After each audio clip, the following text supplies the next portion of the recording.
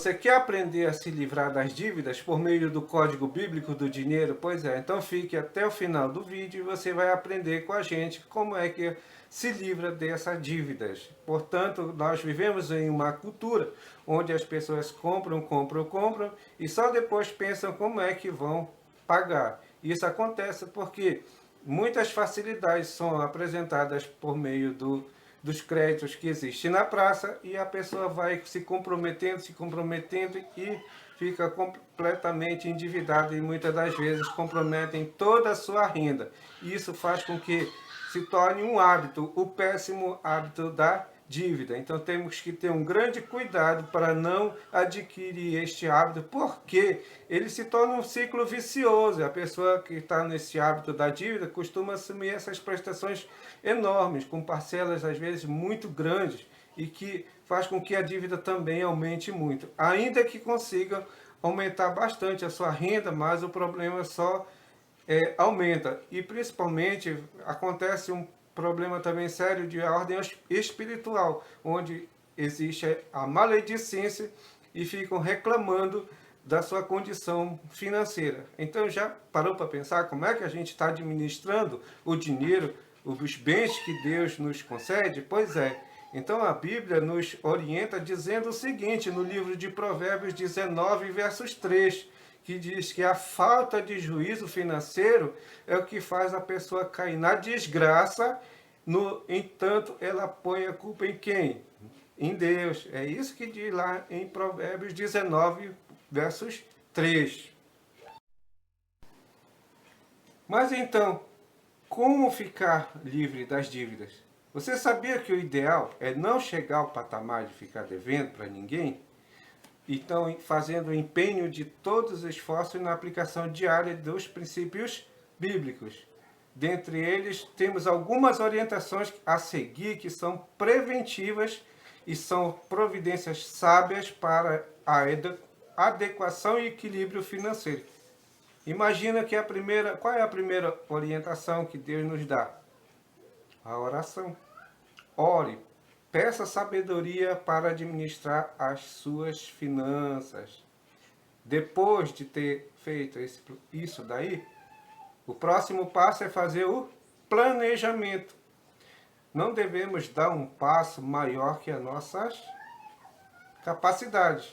Um orçamento é uma excelente ferramenta para administrar os bens como estão sendo gastos, e tem que ser de acordo com os rendimentos disponíveis.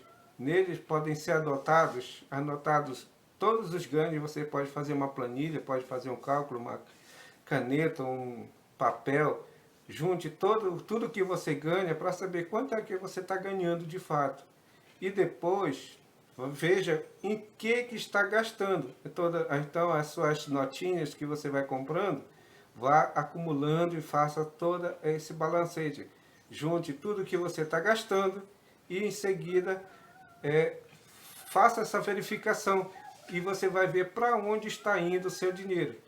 Decida fazer um sacrifício, qualquer sacrifício imediato necessário para fazer a sua liberdade financeira.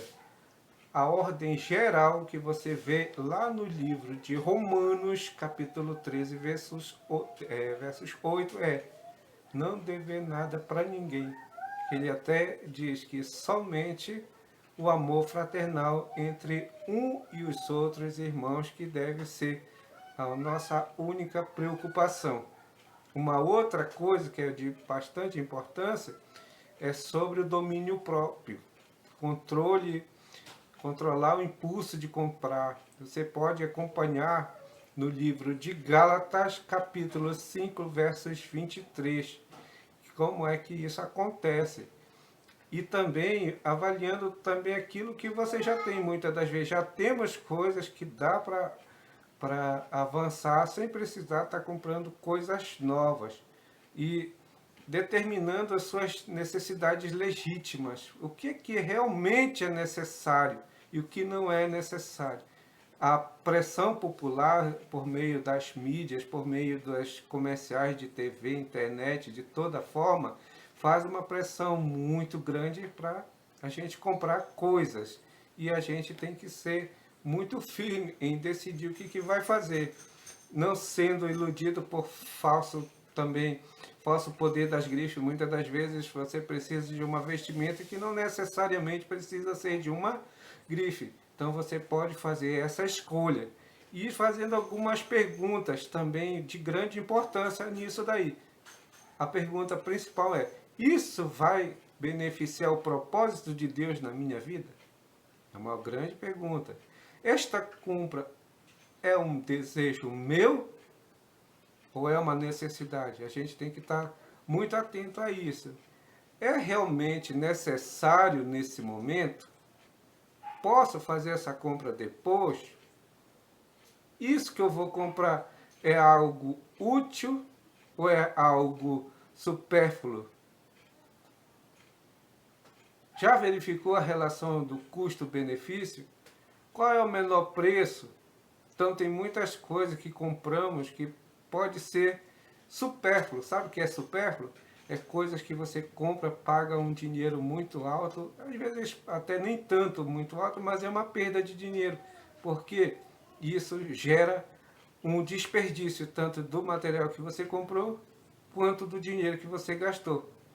Outra pergunta também de grande importância é saber se aquilo que eu vou comprar vai ter despesa de manutenção. Eu vou ter como pagar essa despesa? Quanto tempo eu preciso trabalhar mais para ganhar tal quantia? Né? Então, todos esses aspectos devem ser levados em consideração.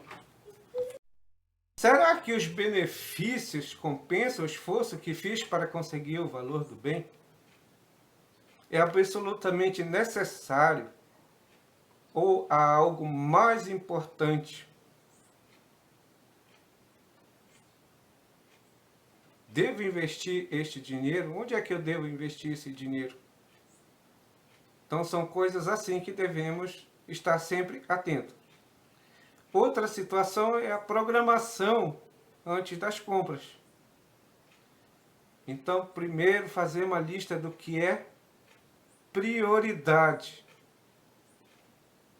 Muitas das vezes nos pegamos por impulso e compramos coisas desnecessárias.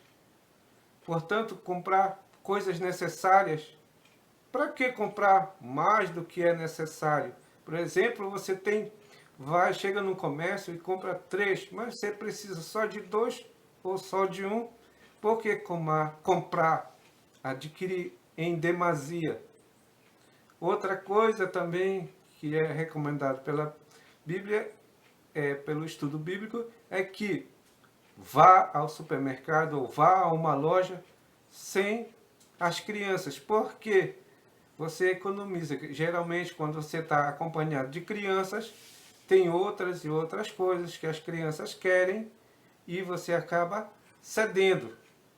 E isso acaba também impactando seriamente no final da compra daquele momento.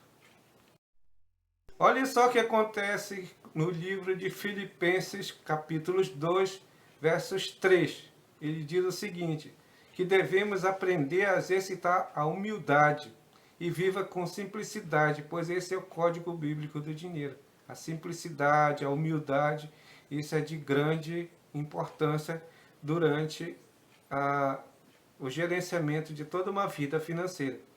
Outra questão é: podemos comprar em uma liquidação? Muitas das vezes, quando há liquidações por meio das lojas, pode se tornar uma economia de compra, onde você não vai gastar tanto. Até porque pechinchar não é nenhum pecado. Uma outra recomendação de grande importância também é saber agir no tempo oportuno. Interrompa serviços desnecessários. Sabe aqueles serviços que você pode ter contratado? Pois é.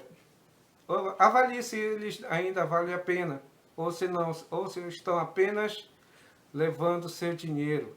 Dentre eles, posso citar serviços bancários. Muitas das vezes você pode ter um pacote de serviço que não é necessário. Leve em consideração que existe um serviço bancário para quem trabalha com contas em bancos que é gratuito a movimentação das contas. Então esteja atento a isso, tá? Outras coisas, como por exemplo, serviços de internet, serviços de TV a cabo, dentre outros e outros, faça uma verificação e veja se realmente ainda é oportuno manter estes serviços. Caso você perceba que não é mais interessante, cancele, corte, deixa para um outro momento. E também outra situação, se você não tem necessidade de alguma coisa, de projetos e tudo mais, não gaste energias com isso, não planeje não, deixa para a hora mais oportuna. Deixe, sabe o que? Dê a Deus a oportunidade para Ele prover as nossas necessidades. E se estiver testando sua fé, o dinheiro será suprido a tempo. Outro é cuidado com as compras a crédito. Sabe por quê? Comprar a crédito, sabe o que significa? Que a gente está gastando aquilo que não temos. E o que é que diz a Bíblia? Olha só, a Bíblia diz no livro de Romanos, que eu já citei anteriormente, é o seguinte, eu vou ler para vocês. A ninguém devais coisa alguma, senão o amor recíproco, pois quem ama o próximo tem cumprido a lei. E também por outra situação, que comprar a crédito, ele escraviza você. Então, ficar devendo também produz uma preocupação, tensão nervosa, e não permite que Deus suprir as nossas necessidades. Então, devemos ser muito cautelosos quanto às nossas finanças. E olha só que Deus, falando por meio do livro de Filipenses, capítulo 4, versos 19, diz o seguinte: meu Deus suprirá todas as vossas necessidades segundo as riquezas na glória de Cristo Jesus. Também tem outra passagem no livro de Provérbios 22, versos 23. Provérbios 22, verso 23 diz o seguinte, olha só. Não estejais entre os que comprometem, que ficam por fiadores de dívidas. Já aconteceu com você de ser fiador de alguém? Então não devemos ser fiador de ninguém, né? Porque de certo sofrerá o prejuízo aquele que ficar por fiador de estranho, mas o que aborrece a fiança estará seguro, ou seja, aquele que se livra de ser fiador estará com seu patrimônio seguro. O homem falto de entendimento compromete-se tornando-se fiador na presença do seu vizinho. Você vai encontrar essas duas passagens no livro de Provérbios 11, versos 15, e no Provérbios 17, versos 18. Então, é um dos problemas que a gente pode evitar tomando essas medidas de grande importância no dia a dia, de ser inteligente e dizer não. Aquele dinheiro que fica na conta, geralmente é um limite especial de crédito, ou então um limite especial no cartão de crédito. Pois é, o nome disso daí é chamado de cheque especial. Só que isso daí é uma forma de empréstimo. Então, a própria Bíblia diz o seguinte, olha o que ele diz. Ela diz a respeito da gente ficar atento a essas situações, que o rico domina sobre os pobres, e o que toma emprestado é servo de quem? É servo do que empresta. Então devemos ter muito cuidado para não ficar emprestando dinheiro, principalmente esses que são fáceis, que estão na boca do caixa, que simplesmente é só sacar, mas por trás de tudo isso haverá o quê? As dívidas de juros, de mora, se você demorou para pagar, tudo isso vai ser contado, não importa se for apenas 1 centavo. Lembra que eu comecei a falar desse dinheiro, apenas que seja 1 centavo que você está devendo? Isso conta muito, porque para os bancos, principalmente para o sistema financeiro, juros compostos, que isso que entra em ação, e não exatamente o mesmo tipo de juros que a gente recebe em uma aplicação bancária, como por exemplo a poupança. Ainda que você ache que são as mesmas coisas, mas não são não. Os juros compostos, geralmente, ele é um tipo de juro que a dívida vai crescendo, então é um juro sobre juro, e não como acontece na poupança, que você coloca um dinheirinho lá, então ele paga uns juros, mas logo depois volta, não o juro do juro, mas sim um pouquinho de cada vez.